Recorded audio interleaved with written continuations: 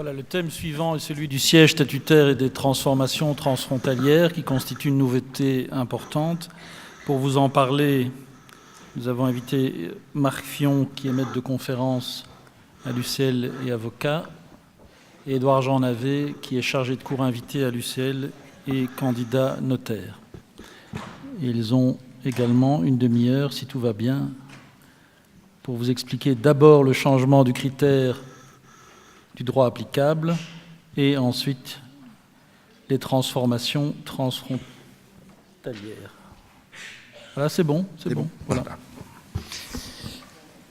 Mesdames, Messieurs, Édouard Jean Navet et moi voudrions effectivement vous présenter deux innovations importantes que contient l'avant-projet de CSA et qui ont en commun toutes les deux de concerner, je dirais, la dimension internationale du droit des sociétés et qui toutes les deux se trouvent aux confins du droit des sociétés et du DIP. Édouard Jean Navet vous traitera, comme le professeur Decorte vient de le dire, des transformations transfrontalières de sociétés, matière qui aujourd'hui n'est pas expressément réglementée par le Code des sociétés. Et je voudrais pour ma part revenir à une question qui peut paraître plus théorique, mais qui est tout à fait essentielle. Quand est-ce qu'une société est soumise au droit belge des sociétés ? Quel est le critère de rattachement d'une société par rapport à la lex societatis de droit belge? Et sans vouloir remonter à la préhistoire, cette question a reçu en droit belge, depuis pratiquement toujours, une réponse très simple, et nous la connaissons tous, c'est la théorie du siège réel. Une société est soumise au droit belge des sociétés, nous disait déjà la loi de 1873 sur les sociétés, si elle a son siège réel en Belgique. Eh bien, c'est cette règle que l'article 233 du Code des sociétés va renverser complètement, puisque l'avant-projet du CSA prévoit d'abandonner la théorie du siège réel et de la remplacer par la théorie du siège statutaire. C'est exactement ce que dit l'article 233 du Code des sociétés. Le présent code est applicable aux personnes morales qui ont leur siège statutaire en Belgique.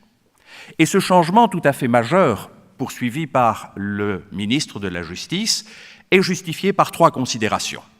Première considération, et je crois que personne ne peut le contredire sur ce point, c'est que la localisation du siège réel, singulièrement aujourd'hui dans un contexte de mobilité et d'internationalisation aussi marqué que celui que nous connaissons, n'est pas toujours une chose aisée. Deuxième raison de ce changement, c'est la jurisprudence de la Cour européenne, jurisprudence sur laquelle Édouard Jean Navet reviendra et dont je vous montrerai deux étapes, dont une certaine doctrine semble considérer qu'elle condamnerait la théorie du siège réel. Et enfin, troisième motif poursuivi par le gouvernement, et ce n'est pas le moindre, c'est une flexibilité qui devrait être offerte aux fondateurs et aux actionnaires de sociétés de pouvoir, de manière très libre, déterminer le critère de rattachement d'une société à un droit des sociétés. Car qu'est-ce que le siège statutaire ? C'est tout simplement une adresse dans des statuts. C'est simplement en écrivant une adresse dans des statuts que l'on va désormais déterminer si une société est ou non soumise au droit belge des sociétés. Flexibilité donc absolument énorme prévue par l'avant-projet du CSA, flexibilité qui va à l'encontre de tous les débats particulièrement présents en droit fiscal sur la notion de substance, sur la notion de matérialité d'un siège. Ce sont des concepts qui, si l'avant-projet est approuvé, ne seront plus pertinents, et j'insiste sur ce point, en droit des sociétés. Je ne vous apprendrai absolument rien en vous disant qu'en la matière, il existe deux grandes écoles reconnues par le DIP depuis, je dirais, des temps immémoriaux. La théorie du siège réel, qui retient comme critère de rattachement la localisation du siège réel, du principal établissement, du siège de direction, suivant les nuances que l'on veut bien y apporter, ou au contraire, la théorie de l'incorporation, qui retient comme critère le lieu où une personne morale est constituée. Et je ne vous apprendrai rien non plus en vous disant que notre DIP, depuis donc près de 150 ans, retient comme critère de rattachement le siège réel. C'est ce que nous disent l'article 110 et l'article 4 du Code de DIP tels qu'ils sont rédigés À l'heure actuelle, article 110 du Code de DIP, la personne morale est régie par le droit de l'État sur le territoire duquel son établissement principal est situé. Nous sommes donc bien dans la logique de la théorie du siège réel. Et l'article 4, dans un développement qui avait été salué lors de l'entrée en vigueur du Code de DIP, nous donne quelques critères pour définir ce qu'il faut entendre par établissement principal.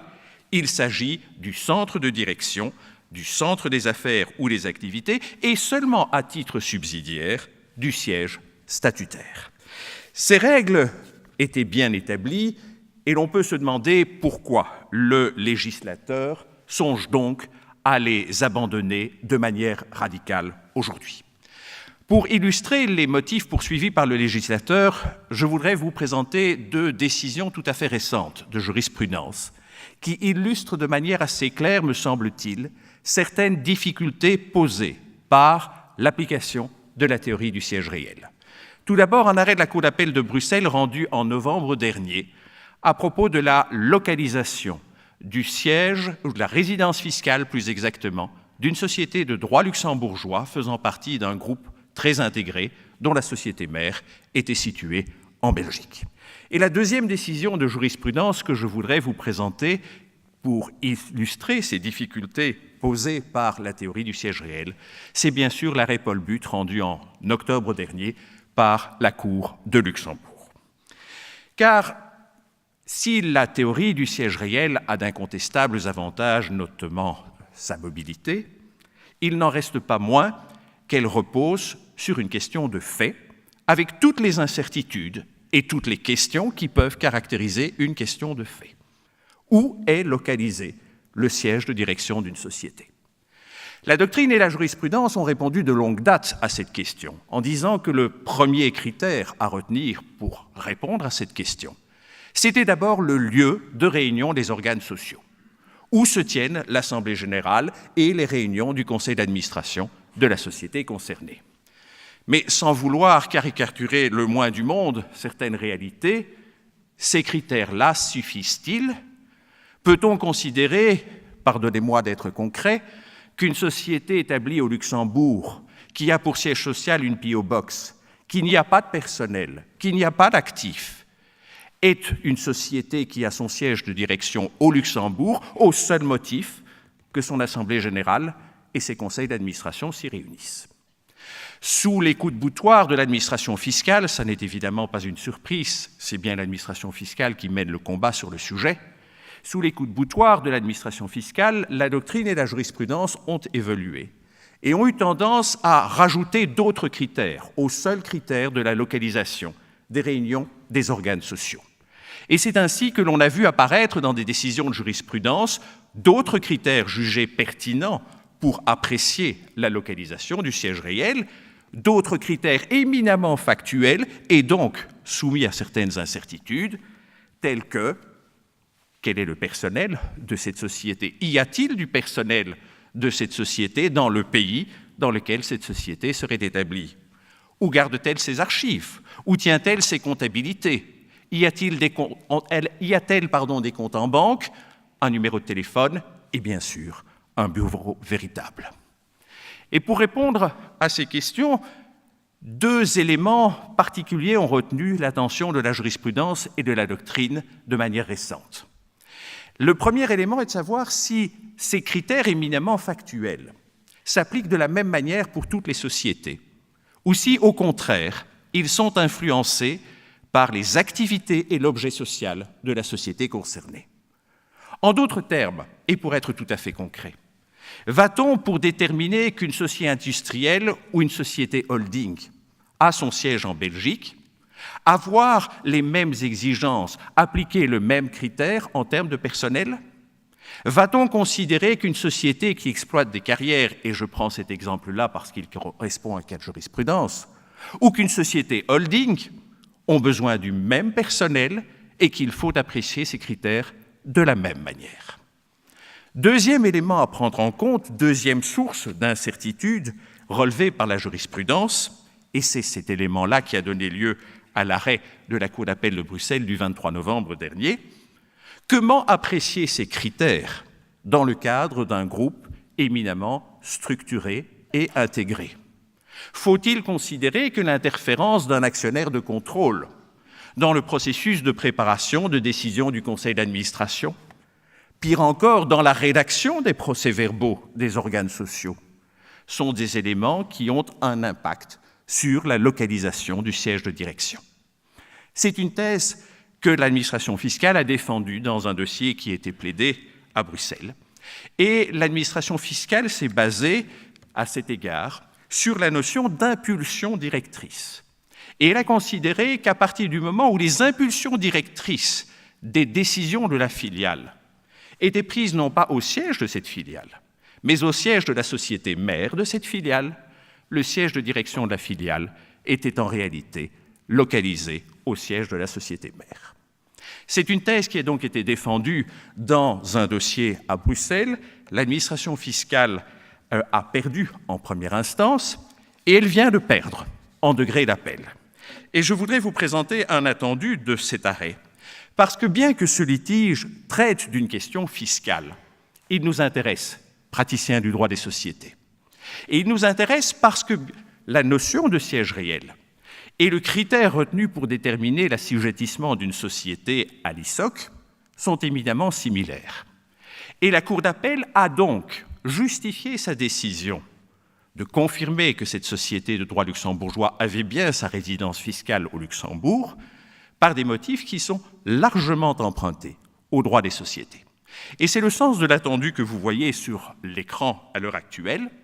La Cour d'appel déclare dans un attendu qui me paraît particulièrement important pour le fonctionnement des groupes, c'est à raison que la société X, s'appuyant sur de la doctrine, remarque que s'il fallait suivre l'État dans sa thèse, consistant à mettre en cause la réalité du siège au motif que les décisions prises légalement après convocation régulière et réunion effective reflèteraient les instructions d'un associé, il serait difficile, voire impossible, d'attribuer à une filiale une autre nationalité et de la soumettre à une autre loi que celle de la société mère. Raisonnement donc qui me paraît tout à fait intéressant tant sur le plan des principes, mais qui, bien sûr, est singulièrement important pour le débat dont nous occupons cet après-midi, puisqu'il illustre bien les difficultés purement factuelles liées à la localisation du siège réel d'une société.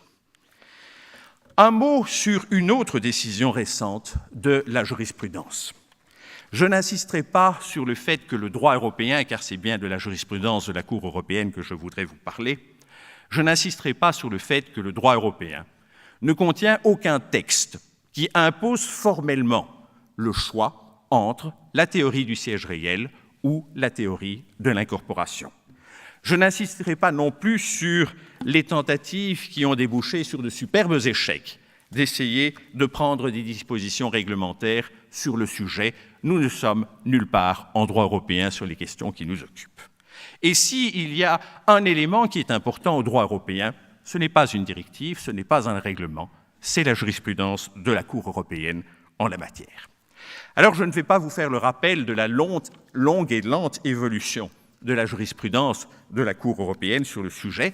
Je voudrais simplement en retenir le premier et le dernier arrêt rendu en la matière. Le premier arrêt, c'est bien sûr l'arrêt Delimel de 1988 et la lecture extraordinairement restrictive de la mobilité des sociétés qu'il contient, puisque la Cour de Luxembourg a considéré que les dispositions du traité de Rome relatives aux grandes libertés communautaires ne confèrent, et je cite, « aucun droit en l'état actuel du droit communautaire à une société constituée conformément à la législation d'un État membre et ayant son siège statutaire de transférer son siège de direction dans un autre État membre ». Jurisprudence donc extraordinairement restrictive, et vous allez voir que la décision rendue le 25 octobre dernier par cette même Cour européenne dans l'arrêt Paul But est sensiblement différente. Dans les faits, nous avons ici une société polonaise qui entend transférer son seul siège statutaire au Luxembourg, tout en gardant toutes ses activités et son siège de direction en Pologne. Réponse des autorités polonaises, c'est impossible, parce qu'il n'est pas possible de transférer son seul siège statutaire sans transférer son siège réel, Qui plus est, ajoute le droit polonais, une telle opération implique la mise en liquidation d'office de la société concernée. Réponse de la Cour de Luxembourg, dans le sillage de sa jurisprudence antérieure en la matière, une telle réaction constitue bien sûr un obstacle à la liberté d'établissement, ce qui en soi n'est pas nécessairement illicite, mais qui suppose que les grands tests prévus par la jurisprudence communautaire quant à des éventuels obstacles aux libertés d'établissement soient respectés, tests de proportionnalité, tests de nécessité, etc. Et la Cour de Luxembourg, dans un arrêt très clair et très ferme, aboutit à la conclusion qu'en l'espèce, ces conditions ne sont pas remplies et qu'il faut donc s'opposer au système prévu par le droit polonais qui impose de transférer à la fois siège statutaire et siège réel. Quelles sont les conséquences d'une telle jurisprudence pour le droit belge? La doctrine n'est pas d'accord sur le sujet et il suffit, si vous voulez avoir une idée des désaccords de la doctrine sur ce sujet, de lire les 2 récentes thèses de doctorat qui ont été publiées en la matière, celle de notre excellent intervenant Édouard Jean Navet et celle de Christophe Marescot. Vous verrez à quel point leurs conclusions divergent sur cette question. Une certaine doctrine, proche notamment du ministre Geyns, considère que la doctrine du siège réel est, et je cite, une règle de rattachement obsolète parce que précisément elle irait à l'encontre de cette jurisprudence de la Cour de Luxembourg. Et c'est en fonction de ces 2 éléments, les difficultés factuelles liées à la localisation du siège réel, la jurisprudence de Luxembourg d'autre part, que le gouvernement envisage donc d'abandonner cette théorie du siège réel en vigueur depuis près de 150 ans dans notre pays, avec un nouvel article 233 qui, on l'a vu, est applicable aux personnes, qui déclare qu'il est applicable à toute personne morale dont le siège statutaire est établi en Belgique. Avec aussi des adaptations corrélatives qui sont liées à l'article 110 du Code de DIP. La personne morale est régie par le droit de l'État où se situe son siège statutaire. Quant au droit judiciaire, il évoluera de la même manière. C'est le sens de l'article 109 du Code de DIP. Alors que faut-il retenir de ce changement radical préconisé par le gouvernement? Je vous l'ai dit, la définition du siège statutaire est d'une simplicité biblique, puisque c'est une adresse dans un article des statuts. Et c'est donc une adresse dans des statuts qui est indépendante de tout critère de substance, de tout critère de localisation de siège réel, de tout critère lié à la matérialité de cette société. Il sera donc, au regard de cette disposition, parfaitement possible d'avoir, prenons des exemples concrets, une société de droit luxembourgeois qui a toutes ses activités en Belgique, tous ses organes qui se réunissent en Belgique. Au regard du DIP belge, cette société sera une société de droit luxembourgeois puisque tel est le sens de la définition du siège social dans ses statuts. Que faut-il penser de cette modification tout à fait importante? Je crois qu'elle répond incontestablement aux difficultés que je viens de vous rappeler, aux difficultés liées à la localisation du siège réel. L'on va désormais avoir en lieu et place une définition toute simple, une adresse dans des statuts. Et il n'est guère douteux que le nouvel article 233 du CSA soit conforme à la jurisprudence de Luxembourg. Cela étant, il me semble que le débat sur le sujet ne peut s'arrêter là, et je voudrais attirer votre attention sur 2 types de conséquences de cette modification essentielle. La première, c'est évidemment le risque de forum shopping. Dès lors que l'on permet aux fondateurs, voire même aux actionnaires pendant la vie d'une société, de changer le rattachement à la lex societatis simplement par une modification statutaire, il sera possible aux fondateurs ou aux actionnaires d'une société de considérer que demain, pour des activités à mener en Belgique, le droit hollandais, le droit luxembourgeois, voire le droit grec ou le droit danois offrent plus de souplesse, plus de flexibilité et s'avère plus intéressant. Risque de forum shopping qui n'a pas échappé au Conseil central de l'économie dans l'avis qu'il a rendu à propos de l'avant-projet de CSA, le Conseil central de l'économie recommande de lutter activement contre le recours frauduleux aux sociétés boîtes aux lettres et insiste sur le fait que l'adaptation proposée par le gouvernement ne peut pas porter préjudice à cette lutte. Le deuxième élément, la deuxième conséquence sur laquelle je voudrais attirer votre attention est le fait que le critère de rattachement qui est prévu désormais à l'article 233 du CSA vaut et ne vaut qu'en droit des sociétés. À l'heure actuelle, il n'y a pas de modification des critères de rattachement dans les autres disciplines du droit. Droit fiscal, droit comptable, droit de la faillite, droit de l'environnement, droit social. Si je suis bien informé, le ministre de la Justice a chargé 2 éminents fiscalistes de lui soumettre des propositions sur le sujet. Le contenu de ces propositions n'est pas encore connu à l'heure actuelle. Et donc, à l'heure actuelle, je ne puis vous faire cette présentation qu'en considération des seuls textes disponibles qui, encore une fois, ne modifient que le seul critère de rattachement à la lex societatis. Et je voudrais, et ce sera ma conclusion, au travers de 4 exemples, vous montrer à quel point nous allons vraiment, nous praticiens, devoir changer nos paradigmes et nous habituer à jongler beaucoup plus que nous ne faisons aujourd'hui avec les règles de DIP. Prenons, si vous le voulez bien, d'abord l'exemple du droit fiscal. Vous savez qu'aujourd'hui, c'est l'article 2, paragraphe 1er, 5e du Code d'impôt sur les revenus, l'ISOC s'applique à toute société qui, en Belgique, son siège social, son principal établissement ou son siège de direction. Alors, encore une fois, dans l'état actuel du droit, siège social, principal établissement, siège de direction, ce sont des notions assez voisines, sinon similaires. Demain, ce ne sera plus le cas. Nous aurons donc potentiellement une société qui sera soumise à l'ISOC, en Belgique, en raison de son principal établissement, mais qui ne sera pas une société de droit belge, parce qu'elle aura été constituée dans un autre pays et que tel sera le sens de la définition de son statut. Autre exemple, la comptabilité. Quelles sont les sociétés qui sont soumises à l'obligation de rédiger des comptes au regard des principes de droit belge? Réponse actuelle, ce sont les sociétés de droit belge ou les sociétés étrangères en ce qui concerne leurs succursales et leurs sièges d'opération établis en Belgique, étant entendu que pour ces dernières, l'obligation de tenir des comptes de droit belge ne vise que leurs activités en Belgique. Si demain nous avons donc une société de droit luxembourgeois qui exerce au travers d'une succursale des activités en Belgique, elle devra rédiger des comptes de droit belge pour cette seule succursale.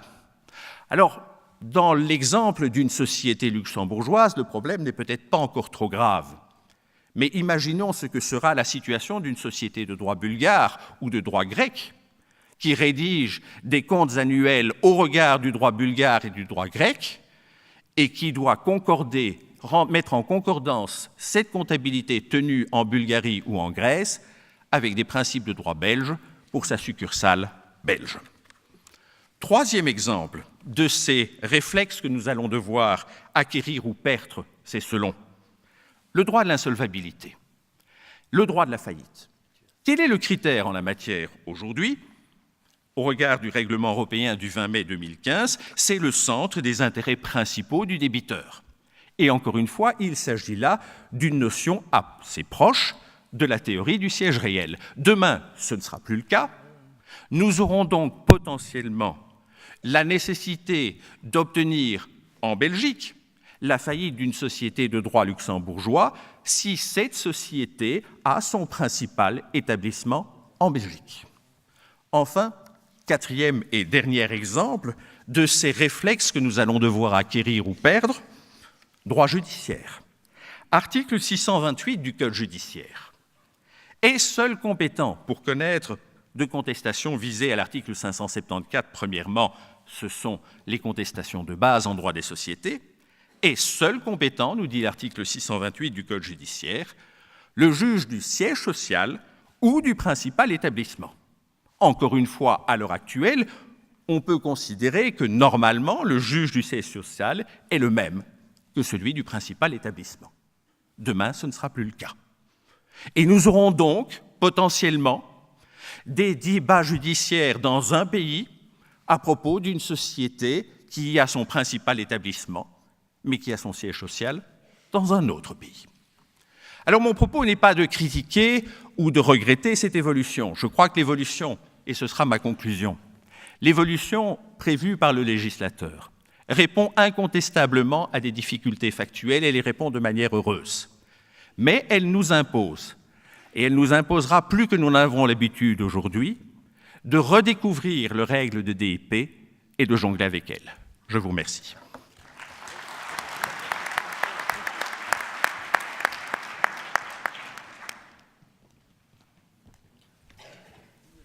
Alors, sous l'angle de la mobilité des entreprises, la seconde innovation du CSA est l'introduction d'une procédure de transformation transfrontalière. Il n'a pas fallu, vous le savez, vous êtes praticien du droit des sociétés, il n'a pas fallu attendre le CSA pour que les praticiens réalisent des transformations transfrontalières, qu'il s'agisse d'actes d'émigration ou d'actes d'immigration. Mais on appelait de nos vœux à l'adoption d'une réglementation spécifique dans la mesure où actuellement les pratiques varient et, il faut bien le dire, une grande insécurité juridique subsiste à l'occasion surtout des opérations d'émigration de sociétés belges. Le CSA ne définit pas la notion de transformation transfrontalière, mais contient les différents éléments qui sont de nature à identifier les opérations visées.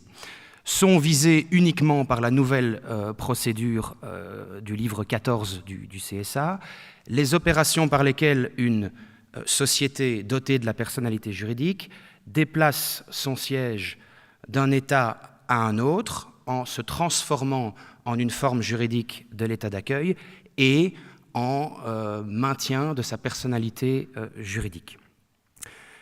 Ce qui est visé donc au cœur de cette procédure, c'est le déplacement du siège statutaire. Il y a eu, Marc l'a relevé, un bouleversement paradigmatique. Le déplacement du siège réel, donc ce qu'on appelle l'établissement principal d'une société, n'est lui pas visé par la procédure.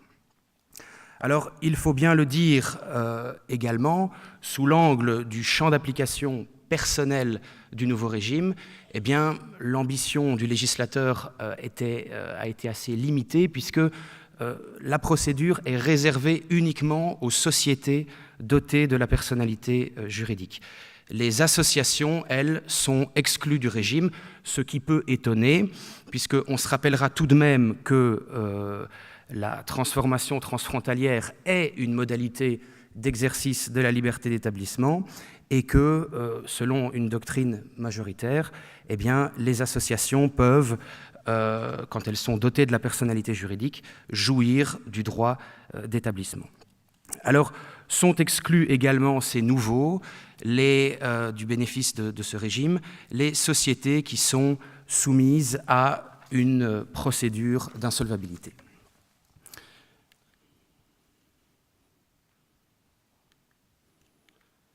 Rentrons, si vous le voulez bien, dans l'examen de la procédure à proprement parler de transformation transfrontalière.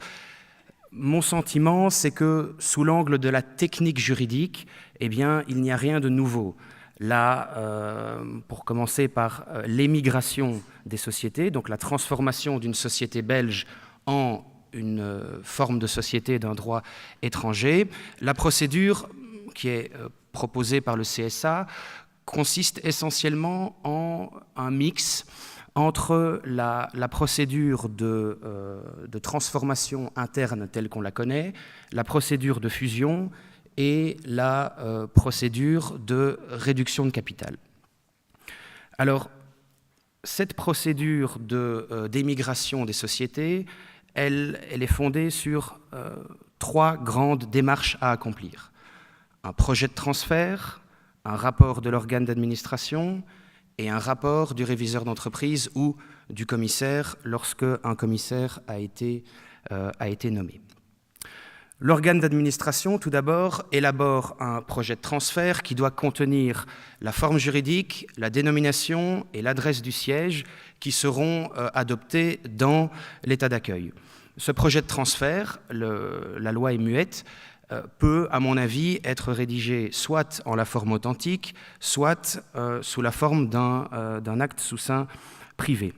Ce projet de transfert, comme c'est le cas actuellement en matière de fusion, de scission, doit être déposé au greffe du tribunal compétent et publié. Les délais de publication varient quelque peu par rapport à ce qu'on connaît aujourd'hui, puisqu'il est question d'un délai de 30 jours pour déposer le projet et 10 jours ensuite pour que ce projet soit publié aux annexes du Moniteur belge. La publication de ce projet de transfert ouvre une période de 2 mois pendant laquelle les créanciers peuvent exiger la constitution d'une sûreté pour garantir leurs créances liquides, certaines, mais non encore exigibles, ou les créances qui font actuellement l'objet d'un litige. À nouveau, cet aspect n'est pas neuf puisqu'on connaît précisément ce type de mécanisme dans les réductions de capital.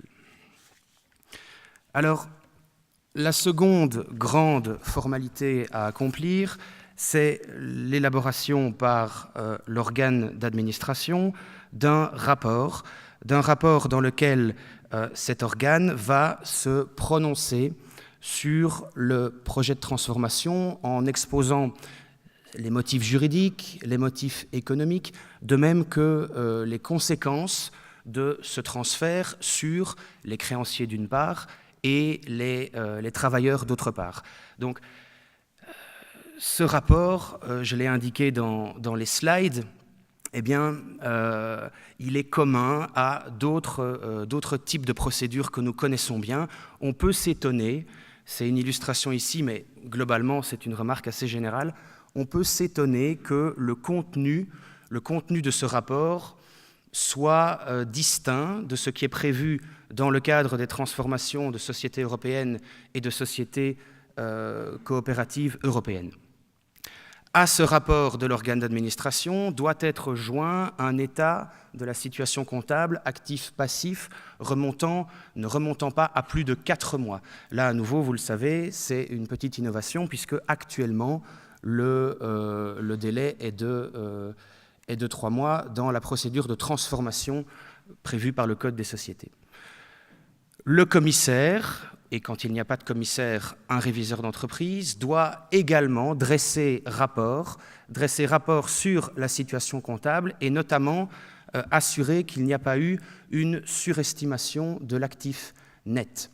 À nouveau, le Code est muet sur la suppression ici de la compétence de l'expert comptable. Le rapport du professionnel du chiffre devra nécessairement être le fait d'un réviseur d'entreprise. La décision de transformation transfrontalière incombe à l'Assemblée générale. Quels sont les quorums? Ils sont connus. Ce sont les mêmes quorums que ceux qui prévalent en matière de transformation interne. En ce qui concerne le quorum de présence, eh bien, l'Assemblée doit... à l'Assemblée doivent être présents ou représentés des actionnaires représentant 50% du capital ou, lorsqu'on est dans une société où le capital a été supprimé, 50% des actions émises. Quant au quorum de vote, il s'élève à 4/5. 4/5, sauf dans 4 hypothèses. Les 4 hypothèses que vous voyez ici sur le slide, c'est l'hypothèse dans laquelle la société émigrante est une société qui compte moins de 2 années d'existence. Lorsque la société émigrante, deuxième hypothèse, est une société à responsabilité illimitée. Lorsque la société émigrante, est une société qui a vocation à se transformer en une société à responsabilité illimitée, et dans l'hypothèse, enfin, où les statuts de la société belge prévoient qu'elle ne peut pas se transformer en une autre forme de société. Quelques observations quant à la forme et au fond de cet acte d'émigration. Nécessairement, l'acte d'émigration est reçu en la forme authentique. Donc, l'Assemblée générale qui est appelée à se prononcer doit être évidemment authentifiée devant notaire. Les conclusions du rapport du réviseur doivent figurer dans le PV de l'Assemblée, et ça, c'est assez classique. La situation comptable doit être annexée à l'acte authentique, et c'est là une petite innovation en matière de transfert transfrontalier de siège, mais qui est connue dans d'autres formes de réorganisation.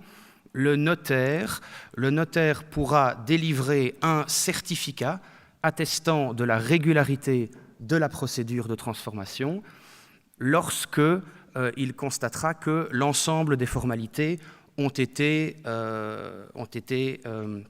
remplies, en ce compris le respect du droit des créanciers, c'est-à-dire que le notaire ne pourra délivrer ce certificat que dans l'hypothèse où si des créanciers ont exigé une sûreté, eh bien, ils ont été honorés.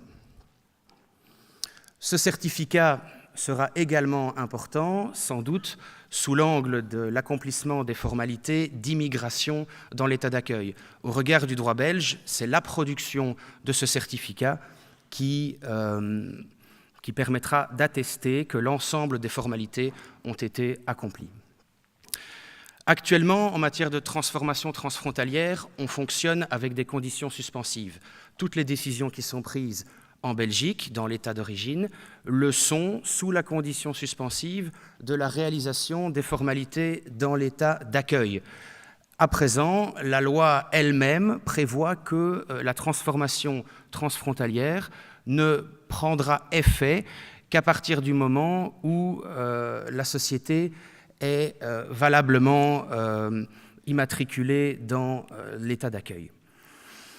Sous l'angle critique, pour être bref, je vous l'ai dit, cette procédure d'émigration est calquée, du point de vue de la technique juridique, sur le régime des transformations internes, le régime des réductions de capital et le régime des fusions. On peut se demander pourquoi le législateur, l'auteur du projet, a fait preuve d'incohérence en ne reproduisant pas dans le nouveau régime les mécaniques qui existent dans les systèmes initiaux. Donc, il y a là sans doute quelque chose de perfectible pour la mouture finale du CSA. En matière, cette fois, d'immigration des sociétés, donc transfert du siège d'une société de droit étranger vers la Belgique, il faut dire que là, le projet est nettement moins détaillé puisque, en fait, ce que dit le CSA à cet égard, c'est que le notaire devra simplement, à l'occasion d'un acte authentique, on ne sait même pas si devant le notaire belge devra se tenir une AG, une réunion du conseil d'administration, ou pourra-t-il le notaire se contenter qu'un mandataire ad hoc comparaisse devant lui. Il faudra en tout cas que soit constaté dans un acte notarié en Belgique, eh bien, la décision de déplacer le siège en Belgique, la décision de se transformer en une société belge, et cet acte devra aussi constater l'adoption de statuts conformes à la loi belge. Donc, dans son acte notarié, le notaire chargé d'authentifier l'immigration d'une société étrangère devra viser l'ensemble des documents qui attestent de l'accomplissement valide des formalités d'émigration.